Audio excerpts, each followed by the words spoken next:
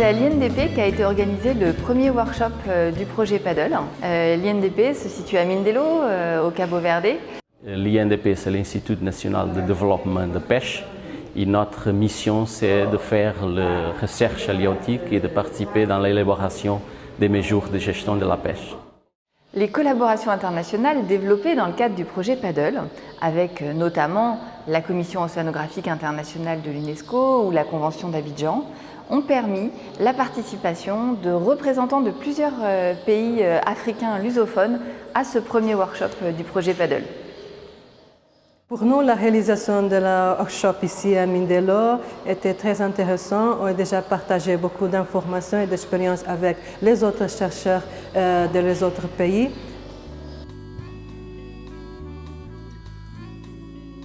Ce workshop était organisé dans le cadre du Work Package 4 du projet Paddle. La coordination scientifique a été assurée par le professeur Elena Calado de l'Université des Açores.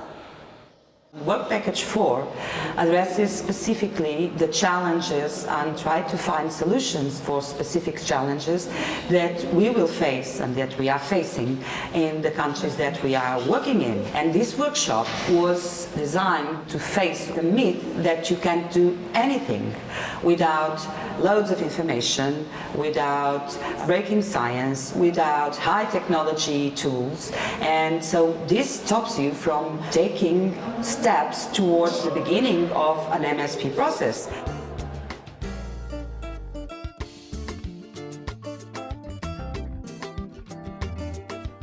The workshop was called Community Knowledge because communities, they have knowledge that is based on centuries of experience, of centuries of practicing maritime activities. So they probably know much more than a scientist in some aspects of the information that we need to input into maritime spatial planning.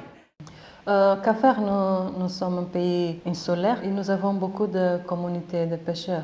Et chaque communauté il y a déjà défini son zone de pêche.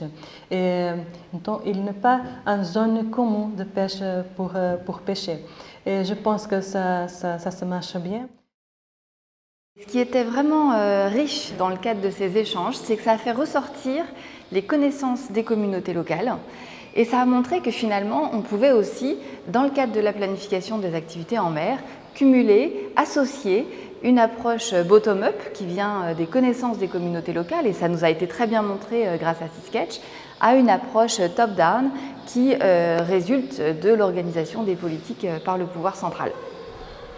My name is Will McClintock. I'm from the University of California in Santa Barbara, and my lab develops an application called SeaSketch. It's a tool for engaging stakeholders in the collaborative design of marine spatial plans.